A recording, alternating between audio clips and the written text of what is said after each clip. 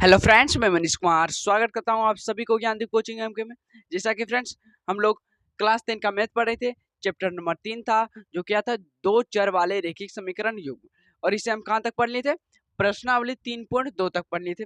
पिछले वीडियो में हमने प्रश्नावली 3.2 का सभी उदाहरण और प्रश्नावली का पहला और दूसरा क्वेश्चन कर लिए थे। ठीक है, आज हम करेंगे प्रश्नावली 3.2 का तीसरा क्वेश्चन। ठीक है, लेकिन तीसरा क्वेश्चन स्टार्ट करने से पहले हमने आपको बताए थे पिछले वीडियो में कि सारणी 3.4 समझ लेना। ठीक है, मतलब समझ के आना।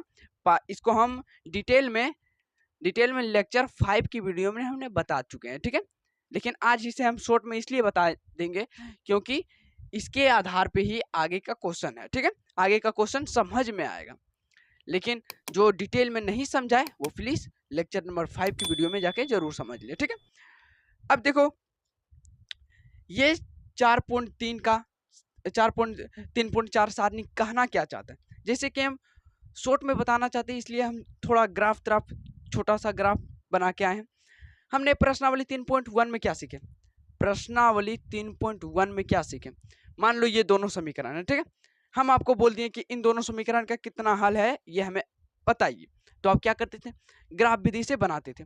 फॉर एग्जाम्पल, ये दोनों समीकरण का रेखा, मान लो पहला समीकरण का रेखा ग्राफ में इस प्रकार जा रहा है, इस प्रकार। दूसरा समीकरण का रेखा ग्राफ में कुछ इस प्रकार जा रहा है। तो आप क्या कह सकते हैं? हम कह सकते हैं भैया कि ये दोनों रेखा एक ही बार प्रतिच्छेद हुआ, यानी एक ही बार कटा है। तो हम बोलेंगे इन दोनों समीकरण का एक हल है, एक हल, इन दोनों समीकरण का एक हल। लेकिन हम इसको एज्यूम करके चल रहे, ऐसा भी तो हो सकता है। मान लो ये दोनों समीकरण का रेखा, ये दोनों समीकरण का रेखा ऐसे जा रहा है और दूसरा समीकरण का भी रेखा इसी के ऊपर जा रहा है, इसी के ऊपर जा रहा है, यानी संपाती जा रहा है, एक के ऊपर जा रहा है। तो आप यहाँ क्या कह सकते हैं? कह सकते हैं कि ये दोनों रेखा संपाती है तो ये हर एक पॉइंट पे प्रतिच्छेद कर रहा है, यानी हर एक पॉइंट पे कट रहा है। तो हम बोलेंगे इसका अनेक हल है। किसका? इन दोनों समीकरण का अनेक हल है, यानी x और y का मान अनेक है। ठीक है, अब ऐसा भी तो हो सकता है इन दोनों समीकरण का रेखा ग्राफ में एक पहला समीकरण का रेखा इस प्रकार जा रहा है, दूसरा समीकरण का रेखा इस प्रकार जा रहा है। तो आप इससे क्या समझे कि इन दोनों समीकरण का रेखा ग्राफ में समांतर जा रहा है। समांतर जाने का अर्थ क्या है? ये दोनों रेखा कभी प्रतिच्छेद ही नहीं होगा। जब प्रतिच्छेद नहीं होगा तो हम बोलते थे ग्राफ विधि से कि इसका कोई हल नहीं है, कोई हल नहीं है। लेकिन हमने इसे प्रश्नावली 3.1 में किए थे, और प्रश्नावली 3.2 को स्टार्ट करने से पहले ही हमने प्रश्नावली 3.2 का परिचय में ये सारणी हमने बताए थे। क्यों बताए थे? अब इसका आखिर इसका प्रयोग क्या है? तो प्रयोग सिंपल से है, अब आपको बोल देगा यही दोनों समीकरण को कि कितना हल है इन दोनों समीकरण का, लेकिन ग्राफ विधि का प्रयोग ना करते हुए। तो अब तो यहाँ भारी प्रॉब्लम आ गया। अभी तो हमने सिर्फ ग्राफ विधि सीखे, प्रतिस्थापन विधि भी नहीं सीखे, वज्र गुणनखंड विधि भी नहीं सीखे, और क्या होता है विलोपन विधि भी नहीं सीखे। सीखे तो सिर्फ ग्राफ विधि, और ग्राफ विधि पे भी बेन बोल दिया, मतलब बेन लगा दिया है प्रश्नावली 3.2। तो अब क्या करें? तो इसके लिए हमें एनसीईआरटी बुक ने ये सारणी दिया था। ठीक है, जो हमने लेक्चर 5 की वीडियो में इसको डिटेल्स में समझ लिए थे। आज हम इसको शॉर्ट में बताना चाहता हूँ। चलो, तो ये इन दोनों समीकरण का कितना हल है बिना ग्राफ विधि से कैसे बताएंगे? तो ये सारणी की मदद से बताएंगे। ठीक है, जैसे कि अभी हमने यही दोनों समीकरण का प्रयोग लेकर चलते हैं। मान लो ये दोनों समीकरण का ग्राफ में रेखा एक बार ऐसे प्रतिच्छेद हो रहा है। जब एक बार ऐसा प्रतिच्छेद हो रहा है, ऐसा एज्यूम करके चलिएगा, ऐसा एक बार प्रतिच्छेद हो रहा है, तो हम क्या लिखेंगे? रेखा प्रतिच्छेद है। रेखा जब प्रतिच्छेद है तो क्या बोलेंगे? एक हल है, क्योंकि एक बार प्रतिच्छेद हो रहा है, एक हल है। एक ही हल का दूसरा नाम है अद्वितीय हल। और जब इसमें हल निकल रहा है, यानी इन दोनों समीकरण में हल निकल रहा है, या तो एक हल निकले या तो अनंत हल निकले, लेकिन फिलहाल यहाँ एक हल निकल रहा है, तो हम बोलेंगे निकाय कैसा होगा भैया? तो संगत होगा। ठीक है, संगत निकाय होगा। और जब एक हल है इसमें, तो एक हल का सूत्र क्या आता है? a1/a2 बराबर b1/b2 not is a1/a2 not equal to b1/b2 होता है। ये एक हल होने के कंडीशन में ये होता है। ठीक है, अब देखो मान के चलते हैं यही दोनों समीकरण का रेखा ग्राफ में संपाती जा रहा है, यानी एक के ऊपर एक जा रहा है, तो एक के ऊपर एक जा रहा है तो रेखा कैसा होगा, समपाती होगा। समपाती होने का अर्थ क्या है, अनेक हल होगा। अनेक ही हल का दूसरा नाम है क्या, समपाती हल, ठीक है। और जब इसमें इन दोनों समीकरण का हल निकल रहा है, यानी कितना हल निकल रहा है, अनेक हल निकल रहा है, तो निकाय भी कैसा होगा, संगत होगा। जब भी आपका हल निकले समीकरण में तो हम बोल देंगे निकाय कैसा होगा, संगत। यहाँ भी है संगत, देखो इसमें एक हल निकला था तो बोल दिया था संगत, इसमें भी अनेक हल निकला तो इसमें भी संगत हो गया। लेकिन इसका सूत्र क्या होता है, a1/a2 बराबर b1/b2 बराबर c1/cu2 होता है। ये होता है अनेक हल होने के कंडीशन में। मान लेते हैं यही दोनों समीकरण का रेखा ग्राफ में समांतर जा रहा है, तो समांतर जाने का मतलब क्या है, रेखा तो समांतर होगा। जब रेखा समांतर है तो कोई प्रतिच्छेद नहीं हो रहा, यानी कोई हल नहीं होगा। और रेखा कैसा होगा, निकाय कैसा होगा, असंगत होगा। देखो इसमें हल नहीं निकला था तो निकाय होगा, इसमें हल निकला था तो संगत, इसमें भी संगत। और इसका सूत्र क्या होता है, a1/a2 बराबर b1/b2 not equal to c1/c2। I hope करता हूँ ये सारणी 4.3 समझ में आ गया होगा, ठीक। तो अब इसके मदद से हम प्रश्नावली 3.2 का तीसरा क्वेश्चन समझते हैं, ठीक है।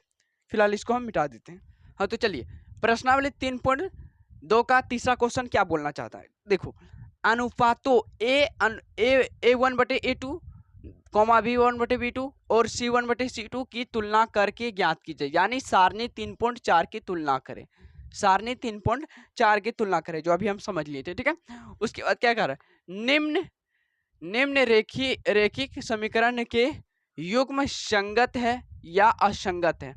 संगत और असंगत होने का अर्थ क्या होता है, अभी हमने बताए थे। अगर इन दो, मान लो ये दोनों का समीकरण का हल निकल रहा है, किसके मदद से, सारणी 3.4 की मदद से। अगर हल निकल रहा है तो हम बोल देंगे संगत है, नहीं निकलेगा तो असंगत है। तो चलिए इसको हम बनाते हैं। तो बनाने के लिए सबसे पहले आपको ये देखो क्या है, 3x + 2y बराबर 5 है, और यहाँ क्या है 2x - 3y बराबर क्या है 7 है। तो आप यहाँ देख सकते हैं कि ये दोनों समीकरण दो चर वाले रेखिक समीकरण के व्यापक रूप में है। तो आप बोलिएगा नहीं है, क्यों नहीं है, क्योंकि व्यापक रूप बोलता है a1x + b1y + c1 बराबर 0। यहाँ भी a2x + b2y + c2 बराबर 0। व्यापक रूप इस कंडीशन में बोलता है, यानी दो चर वाले रेखिक समीकरण का व्यापक रूप ऐसा होता है। लेकिन आप देख सकते हैं बराबर की उधर 0 होना चाहिए, यहाँ तो 5 आ रहा है। तो हम एक काम करते हैं, 5 को इस साइड ले लेते, यानी लेफ्ट साइड ले लेते। तो क्या करेंगे, देखो हल में लिखेंगे सबसे पहले 3x + 2y, इधर है +5 में है तो इधर आएगा क्या -5। अब बराबर को उधर क्या बचा है, 0 बच गया। उसी प्रकार दूसरा समीकरण को करेंगे, 2x - 3y, इधर है +7, इधर आएगा -7 बराबर 0। आप सारणी 3.4 का उपयोग करने से पहले दोनों समीकरण को व्यापक रूप में जरूर ले लें, ठीक है। अब हम यहाँ क्या करेंगे, अब यहाँ हम करेंगे a1 का मान निकालें। देखो a1 का मान क्या है, a1 का मान है 3 बराबर 3 लिखेंगे। b1 का मान कितना है, b1 का मान है 2 लिखें। c1 का मान कितना है, -5 है, -5 लिख दी। उसी प्रकार a2 का मान कितना है 2, b2 का मान क्या है, b2 का मान है -3, c2 का मान क्या है -7। अब हम इसका उपयोग करें, यानी a1/a2 b1/b2 c1/c2 का उपयोग करते हैं, ठीक है। तो देखो यहाँ उपयोग करते हैं इसका, a1/a2 करते हैं तो क्या आता है, a1/a2 देखो यहाँ 3 है बटा 2 है, ये दोनों कर सकते हैं, नहीं कर सकते। चलो उसी प्रकार करते हैं b1/b2, b1/b2 क्या बोल रहा है 2/3, लेकिन माइनस में। तो आप देख सकते हैं यहाँ a1/a2 बराबर नहीं है b1/b2 को। अब कैसे नहीं है, देखो यहाँ क्या है 1/3/2 है, और यहाँ क्या है -3/2 है। तो ये बराबर है, ये तो प्लस में है, ये तो माइनस में है। जब ये बराबर नहीं है तो ये कंडीशन किस रूप में जा रहा है, सारणी 3.4 ये इस प्रकार के कंडीशन किस रूप में जाता है, यानी एक हल में जाता है। हल तो निकल रहा है ना, जब सारणी 3.4 की कंडीशन साफ बता रहा है कि a1/a2 not equal to b1/b2, यानी इन दोनों समीकरण का एक हल है। जब हल है तो हम सिर्फ यहाँ पूछा है निकाय कैसा होगा, तो निकाय कैसा होगा यहाँ लिख देंगे संगत होगा, लिख देंगे निकाय कैसा होगा, इधर साइड में लिख देते हैं ऊपर संगत होगा। आप लिख दीजिएगा कहीं संगत होगा, ठीक है। चलो कुछ इसी प्रकार इसको भी बनाते हैं। सबसे पहले इसको व्यापक रूप में ले लेते हैं। तो व्यापक रूप में क्या लेंगे, यहाँ लिखेंगे 2x माइनस 3y, इधर प्लस 8 इधर आ जाएगा माइनस बराबर 0, 4x माइनस 3y इधर है माइनस प्लस 9 इधर आ गया माइनस 9 बराबर 0। अब देखो a1 का मान क्या है, a1 का मान है 2, b1 का मान क्या है -3, c1 का मान क्या है -8, a2 का मान क्या है 4, b2 का मान क्या है -6, c2 का मान क्या है -9। अब करें, लेकिन आपको यहाँ एक बात और जानना होगा कि हम यहाँ a1 बटे a2 बराबर b1 बटे b2 ही क्यों किए, c1 बटे c2 भी कर सकते थे, लेकिन बेकार में मेहनत क्यों करें जब हमको यहाँ ही पता चल गया कि a1 बटे a2 बराबर b1 बटे b2 नहीं बराबर हो रहा है। तो हमें सारणी ही बता रहा है कि इसका कोई है एक हल होगा, तो c1 बटे c2 करने का बेकार में मेहनत हम क्यों करें। चलो अब इसका भी हम यहाँ करते हैं। यहाँ a1 बटे a2 है, क्या आएगा 4/2, कटेगा कितना 1/2।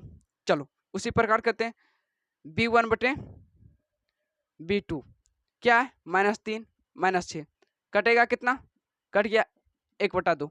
अब देखो इसको करना जरूरी इसलिए है क्योंकि ये देखो a1 बटे a2 बराबर है 1/2, b1 बटे b2 बराबर है 1/2, ये दोनों बराबर हो रहा है। तो तीसरा वाला भी देखेंगे, अगर ये बराबर होगा तो हम बोलेंगे a1 बटे a2 बराबर b1 बटे b2 बराबर c1 बटे c2, तीनों जब बराबर है तो हम बोलेंगे अनेक हल है। अगर जी c1 बटे c2 कहीं बराबर नहीं हुआ तो हम बोलेंगे कोई हल नहीं। करके देखते हैं, इधर करते हैं c1 बटे c2 करके देखते हैं। c1 बटे c2 कितना है -9 और -8 -9, माइनस माइनस तो कट गया, लेकिन ये दोनों नहीं कटेगा। तो इससे क्या समझे, a1 बटे a2 बराबर है b1 बटे b2, लेकिन नॉट इक्वल टू c1 बटे c2। जब ये दोनों बराबर है और तीसरा वाला बराबर नहीं है तो ये कंडीशन सारणी 3.4 किस रूप में जा रहा है, सोचो किस रूप में जा रहा है। तो हम यहाँ बोल देंगे कि सारणी 3.4 की मदद से हम कह सकते हैं कि इन दोनों समीकरण का कोई हल नहीं है, यानी निकाय कैसा होगा असंगत। असंगत कैसा लगा, उसी प्रकार इसको भी करते हैं। देखो इसको करने के लिए सबसे पहले देखो ये समीकरण किस प्रकार रूप में, ये तो है, लेकिन इसको देखो इस कंडीशन में पहले लाना होगा। तो पहला समीकरण को पहले सोल्व कर लेते, कितना है 3/2x प्लस 5y बराबर कितना, इसको माइनस में कर लें -7 बराबर 0। अब देखो इसके नीचे 2 है, इसके नीचे 3 है, 7 के नीचे कुछ नहीं तो एक 1 तो है। अब देखो 2 3 1 का एलसीएम कितना आएगा 6 आएगा, आएगा या नहीं, बिल्कुल आएगा।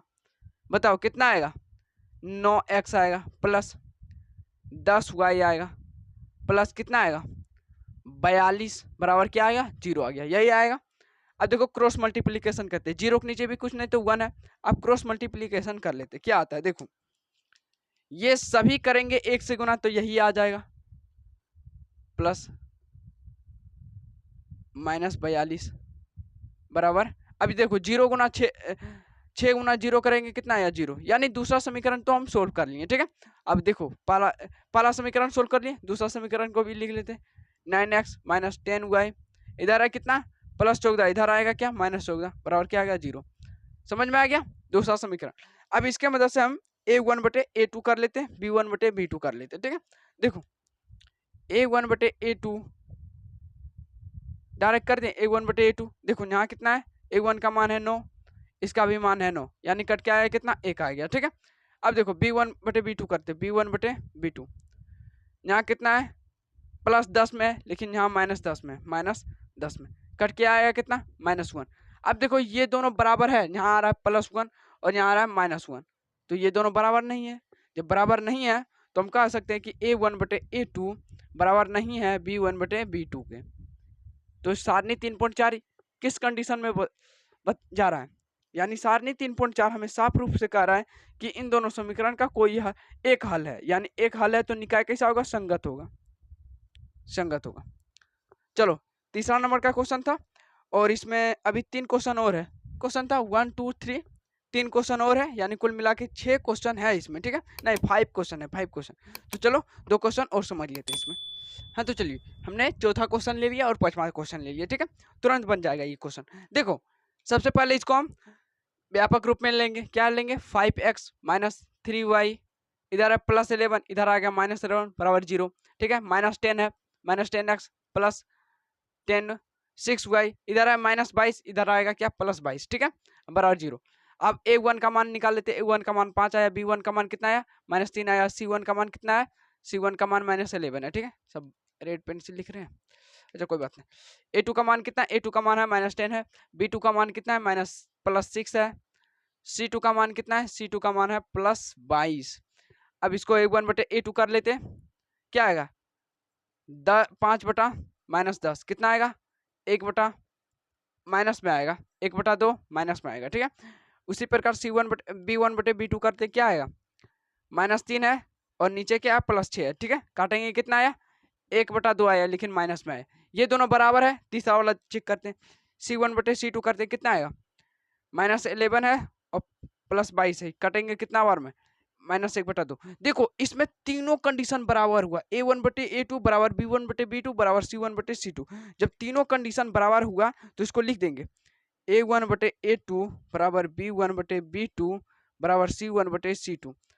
तो सारणी 3.4 के मदद से हम क्या कर सकते हैं कि इन दोनों समीकरण का अनेक हल है, अनेक हल है यानी हल इसमें निकल रहा है, तो निकाय कैसा होगा, निकाय संगत होगा, इधर लिख देते हैं संगत होगा, संगत होगा, ठीक है।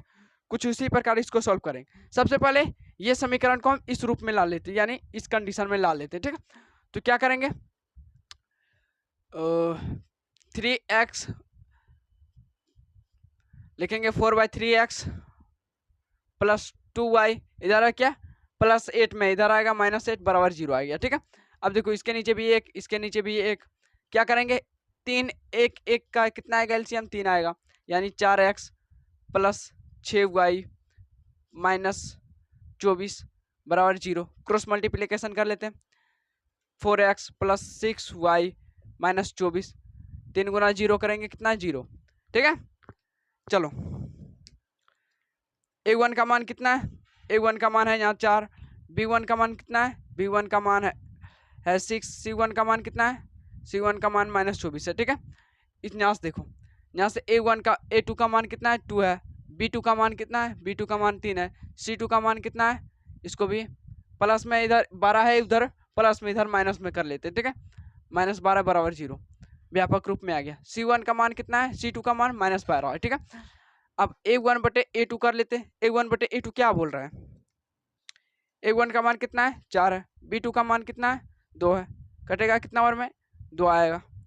उसी प्रकार b1 बटे b2 कर लेते हैं, चलो b1 का मान कितना है 6, b2 का मान कितना है 3, कटेगा कितना बार में 2 आ गया, यानी ये दोनों तो बराबर होगा। आगे वाला देख लेते हैं, आगे वाला इधर कर c1 बटे c2 कर लेते हैं, क्या आएगा c1 का मान कितना है माइनस 24, c2 का मान कितना है माइनस 12, माइनस माइनस कट गया, यहाँ कितना आएगा 2, यानी फिर देखो तीनों बराबर हो रहा है, तीनों बराबर हो रहा है, तो a1 बटे a2 बराबर b1 बटे b2 बराबर c1 बटे c2।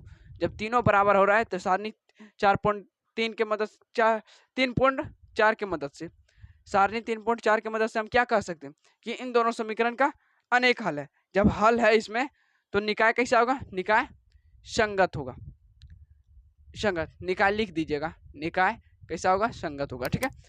चलो ये तो तीसरा क्वेश्चन था। चौथा भी क्वेश्चन कुछ इसी प्रकार होगा जो सारणी के मदद से ही बनेगा, ठीक है। हाँ तो चलिए प्रश्नावली 3.2 का चौथा क्वेश्चन, ठीक है, ये भी सारणी के ही मदद से बनेगा। क्या बोल रहे हैं, निम्न रेखिक समीकरणों के युग्मों में से कौन से संगत, युग्म संगत है, संगत होने का मतलब क्या है, अगर समीकरण का हल निकलेगा तो हम बोल देंगे संगत है, या असंगत है, नहीं निकलेगा तो हम बोल देंगे असंगत है, ठीक है।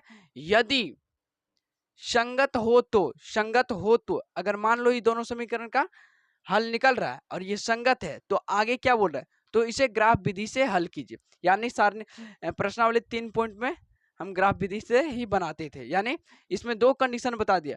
पहले तो सर ने 3.4 का प्रयोग करके हमें बताइए कि ये दोनों समीकरण संगत है। अगर संगत है तो उसे ग्राफ विधि से बनाइए, यानी ये दोनों समीकरण को ग्राफ विधि से बनाइए। तो चलिए सबसे पहले इसको हम क्या करेंगे, सर ने 3.4 की मदद से हम इसको बताएंगे कि ये संगत है या नहीं। तो सबसे पहले इसको हम व्यापक रूप में ले लेते हैं। क्या लिखेंगे, x प्लस वाई, इधर है +5 में इधर आ गया -5 बराबर 0। ठीक है, कुछ इसी प्रकार इसको भी करेंगे। 2x प्लस 2y, इधर है +10, इधर आएगा क्या -10 बराबर 0। a1 का मान कितना है, a1 का मान कुछ नहीं तो 1 तो है यहाँ पे, b1 का मान कुछ नहीं तो यहाँ पे 1 तो है, 1 लिख देते हैं। c1 का मान कितना है, c1 का मान -5 है। ठीक है, उसी प्रकार a2 का मान कितना है 2, b2 का मान कितना है 2, c2 का मान कितना है -10। ठीक है, अब a1 बटे a2 करके देखते हैं। a1 बटे a2 करके देखते हैं कितना आएगा, 1/2 कट तो नहीं सकता। चलो b1 बटे b2 करके देखते हैं, 1/2 कट तो नहीं सकता। चलो c1 बटा c2 करके देखते हैं, -5 बटे -10 कट जाएगा 1/2। देखो तीनों बराबर हो रहा है, तीनों बराबर हो रहा है, यानी a1 बटे a2 बराबर है b1 बटे b2 बराबर है c1 बटे c2। तो सर ने 3.4 के हिसाब से हमें क्या पता चल रहा है कि इन दोनों समीकरण का अनेक हल है। अनेक हल है, वैसे हल नहीं पूछा है, लिख देते हैं अनेक हल है, सिर्फ पूछा है संगत। तो संगत कैसा होगा, संगत निकाय कैसा होगा, निकाय संगत संगत होगा। और जब संगत है तो हमें आप क्या बोल रहे हैं, इसे ग्राफ विधि से बनाने। तो चलिए ग्राफ विधि से अब भी बना लेते हैं। अच्छा, ग्राफ विधि से बनाएंगे इससे पहले आप हमें बताइए कि इन दोनों समीकरण का रेखा ग्राफ में किस प्रकार जाएगा, क्योंकि तीनों बराबर है। जब तीनों बराबर है तो ग्राफ में रेखा संपाती जाना चाहिए, यानी एक के ऊपर एक जाना चाहिए। ठीक है, तो देखते हैं ऐसा करके आ रहा है या नहीं। तो पहला समीकरण क्या है, x प्लस वाई बराबर क्या है 5, इधर कर लिए है ना, -5 बराबर 0। दूसरा समीकरण क्या है, 2x प्लस 2y -10 बराबर 0। ठीक है, चलो क्या करेंगे, एक बॉक्स बनाएंगे। ठीक है, जिसमें हम x और y का मान रखेंगे, जिससे हमें x और y का मान निकलेगा। ठीक है, लेकिन ध्यान में क्या चीज हम बोल रहे हैं, ध्यान में कि x का मान क्या रखें। मान लो ये समीकरण में x का मान हमने 2 रख लिए। ठीक है, अगर y का मान आ रहा है बटे में, जैसे कि 3/2, तो इस बिंदु को ग्राफ में दर्शाने में ज्यादा प्रॉब्लम होगा। अगर आप वहां प्रॉब्लम नहीं लेना चाहते हैं तो और कुछ एज्यूम कर लीजिए, मान लीजिए x का मान -3 ले लिए। ठीक है, -3 लेने पर y का मान आ रहा है 2 या -2, तो ये बिंदु पॉइंट में नहीं है, यानी बटा में नहीं है, तो ये बिंदु को ग्राफ में दर्शाने में आसान आएगा। ठीक है, चलो फिलहाल तो ये समीकरण बहुत हल्का है। देखो x का मान हम 0 ले लेते। ठीक है, एक सेकंड यहाँ लिखने दो, x और y। x का मान 0 लेते हैं तो y का मान क्या आता है, -5 आ जाता है। देखो x का मान 0 लिए तो y का मान क्या आया, y आ गया -5 बराबर 0। y बराबर क्या आया, इधर आप प्लस में माइनस में, उधर आ गया प्लस में, यानी y का मान आ गया 5। ठीक है, उसी प्रकार y का मान 0 लेते हैं तो x का भी मान, नहीं y का मान कुछ और ले लेते, y का मान 1 ले लेते। ठीक है, x का मान 1 ले लेते तो क्या आता है, प्लस y बराबर, इधर आया माइनस में, इधर आ गया प्लस में। ठीक है, y बराबर कितना आएगा, 4 आ गया। चलो डायरेक्ट लिख देते हैं आप। ठीक है, चलो इसमें भी x और y का मान रखेंगे। एक काम करते हैं, x और y, x का मान इस बार हम 0 ले लेते हैं इसमें भी। ठीक है, यानी 0 ले लिए तो क्या आता है, देखो एक सेकंड, ये टर्म क्या हो गया, 0 हो गया, प्लस क्या आ गया 2y, इधर आया -10, उधर आ गया +10, कटेगा कितना 5 बार में, यानी y का मान कितना आया 5 आया, बटा में नहीं आया। चलो अब क्या कर रहे हैं, अब एक काम और सोचो, अब हम y का मान, x का मान 1 ले लेते हैं। ठीक है, x का मान 1 ले लेते हैं तो देखो क्या आता है, ये टर्म हो गया 2 प्लस 2y, इधर आया माइनस, उधर आ गया प्लस, 2y घटेगा कितना बार में, 8 आ गया, यहाँ 2 घटेगा तो 8 ही आ गया, कटेगा कितना, y बराबर 4 आ गया। ठीक है, यानी x का मान 1 रखने पर y का मान आ रहा है 4। चलो यहाँ तक समझ में आ गया। आप इसके मदद से मैक्सिमम 2 तक ही रखिएगा, काम चल जाएगा। ठीक है, चलो ग्राफ बनाएंगे। यहाँ पे एक छोटा सा ग्राफ बनाएंगे, ज़्यादा बड़ा नहीं चाहिए हमको। चलिए, ये बीच में होता है मूल बिंदु जिसको हम 0 से सूचित करते हैं, 0,0। इधर x अक्ष ले लेते हैं, इधर x डैश y डैश। जानते हैं x डैश तरफ क्या होता है, प्लस में होता है। x तरफ होता है प्लस में, x डैश तरफ होता है माइनस में। चलो माइनस में दे दिए। 1 2 3 4 5 6। y भी होता है प्लस, y डैश होता है सिर्फ माइनस। चलो 1 2 -3 -4 -5। चलो अब पहला समीकरण का बिंदु दर्शाते हैं ग्राफ में। क्या बोल रहा है, x बराबर 0। x का लाइन क्या है, ये वाला है x का लाइन, यहाँ से यहाँ। x बराबर 0 मतलब कहने का मतलब क्या है, ना तो इधर चलना है ना तो इधर चलना है, यानी बीच में रहना है। ठीक है, लेकिन y चलना है +5, यानी कुछ इस पॉइंट पे आएगा। ठीक है, चलो यहाँ तक समझ में है। उसके बाद क्या रहा, x चलना है 1, यानी 1 यहाँ चले। उसके बाद y कितना चलना है, +4, यानी +4। देखो इस पॉइंट पे आ रहा है, यानी +4। अब एक पहला समीकरण का सारा जब बिंदु इसमें दर्शा दिए, तो इसके मदद से हम एक रेखा ड्रॉ करेंगे। देखो रेखा ड्रॉ कर दिए। अब ये ग्राफ में जो रेखा ड्रॉ किए, ये कौन सा समीकरण का है, इसको भी लिख देते हैं। क्या लिखेंगे, x + y बराबर x + -5 बराबर 0। ये है। ठीक है, अब दूसरा समीकरण का देखते हैं। दूसरा समीकरण क्या बोल रहा है, x बराबर 0, x बराबर 0, लेकिन y बोल रहा है 5, यानी कुछ इसी पर आ रहा है। ठीक है, उसके बाद क्या, y x चलना है 1 और y आ गया 4, यानी कुछ इसी। जब दोनों बिंदु एक ही पर जा रहा है तो रेखा भी कैसा होगा, यानी संपाती जाएगा, एक के ऊपर एक जाएगा। तो देखो या तो इससे बनाइए या तो इससे बनाइए, आया कैसा रेखा, संपाती। जो हमने पिछले कंडीशन कर लिए कि आएगा ग्राफ में रेखा संपाती, जो आ चुका है। ठीक है, चलो ये तो पहला क्वेश्चन था। इसमें कितना क्वेश्चन दिया है, इसमें 4 क्वेश्चन दिया है। ठीक है, तो 3 क्वेश्चन है, कर लेते भी उसको भी। ठीक है, चलो इसको मिटा देते पहले। हाँ तो चलो हमने दूसरा तीसरा क्वेश्चन ले लिए, एक क्वेश्चन और है जो आगे करवाएंगे। ठीक है, सबसे पहले हम देखो इसको व्यापक रूप में ले लिए हैं। ठीक है, व्यापक रूप में ले लिए, यानी ये था इधर बराबर को उधर +8 में था, इधर इधर लाए तो -8 हो गया। ठीक है, तो चलो यहाँ a1 का मान कितना आएगा, a1 का मान 1 आएगा। b1 का भी मान कितना आएगा, b1 का मान -1 है। c1 का मान कितना आएगा, c1 का मान -8 है। ठीक है, a2 का मान कितना है, a2 का मान है 3। b2 का मान कितना है, b2 का मान है -3। c2 का मान कितना है, c2 का मान -16। तो a1 बटे a2 करके देखते हैं। ठीक है, a1 बटे a2 क्या बोल रहा है, देखो 1/3 कट नहीं सकता है। चलो b1 बटे b2 करके देखते हैं, क्या आएगा, -1 -3, माइनस माइनस कट गया, कितना है 1/2, दोनों बराबर आ रहा है। c1 बटे c2 भी करके देखते हैं, -8 -16, माइनस माइनस कट गया, 1/2 आया। ठीक है, तो देखो a1 बटा a2 बराबर है b1 बटा b2, लेकिन नॉट इक्वल टू c1 बटे c2। क्यों है, क्योंकि इस सब का मान आया 1/3 1/3 और यहाँ आ रहा है 1/2। जब बराबर नहीं है तो सारणी 3.4 क्या कहना चाह रहा है, इन दोनों समीकरण का कोई हल नहीं है, यानी संगत कैसा होगा, निकाय कैसा होगा, असंगत होगा, असंगत होगा।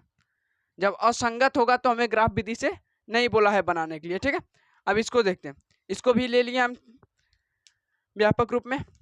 चलो यहाँ a1 का मान कितना होगा 2, b1 का मान कितना होगा 1 प्लस में होगा। ठीक है, c1 का मान कितना होगा -6। उसी प्रकार a2 का मान कितना होगा 4, b2 का मान कितना होगा -2, c2 का मान कितना होगा -4। चलो a1 बटा a2 करके देखते हैं, कितना आया 1/2 आएगा। चलो b1 बटा b2 करके देखते हैं, कितना आया 1/2, लेकिन माइनस में आ रहा है 1/2, यहाँ आ रहा है प्लस में आ रहा है 1/2 और यहाँ आ रहा है माइनस में। जब माइनस में आ रहा है तो क्या कहेंगे, a1 बटा a2 बराबर b1 बटा b2 नहीं है। क्यों नहीं है, क्योंकि ये 1/2 आ रहा है, ये 1 माइनस में आ रहा है। जब माइनस में आ रहा है तो ये क्या बताना चाह रहा है, ये संगत होगा। कैसा होगा? संगत। मतलब सारणी 3.4 के मदद से हम बोल सकते हैं इन दोनों समीकरण का एक हल निकल रहा है, यानी ये संगत हो। और जब संगत है तो इसे ग्राफ विधि से भी बोल रहा है बनाने के लिए। तो आगे हम कर लेते हैं ग्राफ विधि के मदद से। क्या करेंगे? 2x प्लस वाई माइनस 6 बराबर क्या करेंगे? 0। दूसरा समीकरण क्या है? 4x माइनस 2y माइनस 4 बराबर 0। चलो इसमें x और y का मान सोचते हैं, पर ध्यान में x का मान क्या सोचे? जो y का मान बटे में ना आए। ठीक है, चलो सोच लेते हैं यहाँ 2x प्लस वाई, इसको बराबर के उधर कर लेते हैं आप। ठीक है, कितना आया? 6 आया। चलो इसमें x का मान रखें हम 0 रखें तो ये टर्म क्या हो गया? ये टर्म हो गया 0 प्लस y बराबर क्या हो गया? 6, यानी x और y का मान 0 लिखें तो x का मान आ रहा है 6। एक और सोचो, अब x का मान हम 2 रख लेते हैं। ठीक है, तो ये टर्म क्या हो गया? 4 आ गया। 2 गुना 2 करेंगे 4 आया, प्लस 6 बराबर प्लस y बराबर 6। y बराबर कितना आया? 2 आया। यानी x का मान 2 रखने पर y का मान आ रहा है 2 आ रहा है, यानी दोनों एक ही आ रहा है। ठीक है, चलो ये समीकरण का पहला समीकरण का मैक्सिमम 2 तक सोच लिए। आगे वाला एक काम करते हैं, इसको भी उसी रूप में ले लेते हैं, बराबर 4। ठीक है, सोचो x बराबर 0 ले लेते हैं। x बराबर 0 लेते हैं तो क्या आता है? ये टर्म 0 हो गया, माइनस 2y बराबर 4 कटेगा कितना बार में? y बराबर आएगा माइनस 2 आएगा, यानी x बराबर 0 लेने पर माइनस 2 आ रहा है y। ठीक है, एक और सोचो, अब एक काम करते हैं, y 0 ले लेते हैं। y 0 ले लेते हैं तो क्या आता है? देखो ये टर्म तो हो गया 0, लेकिन यहाँ 4x बराबर क्या आ गया? 4 कटेगा कितना बार में? x बराबर 1 आ गया। y बराबर 0 लेने पर x का मान 1 आ रहा है। ठीक है, अब चलो ग्राफ बना लेते हैं इसके मदद से। लेकिन ग्राफ कैसा होना चाहिए? देखो यहाँ a1 बटे a2 not equal to b1 बटे b2, इसके मदद से हम क्या बोल सकते हैं? इन दोनों समीकरण का एक हल है। यानी एक हल है, यानी रेखा एक ही बार प्रतिच्छेद होना चाहिए ग्राफ में। ठीक है, तो देखते हैं करके। ये ग्राफ बन गया, चलो ये भी बन रहा है। छोटा सा ग्राफ बनाएंगे। ठीक है, बीच में होता है मूल बिंदु जिसको हम 0 से सूचित करते हैं। ठीक है, x डैश y डैश, यानी x लाइन ये हो गया, y लाइन ये हो गया। ठीक है, चलो बिंदु भी दर्शा देते हैं इसमें। 1 2 3 मैक्सिमम 4 तक जाएगा ना, इसको और बढ़ा लेते हैं 4 5 6।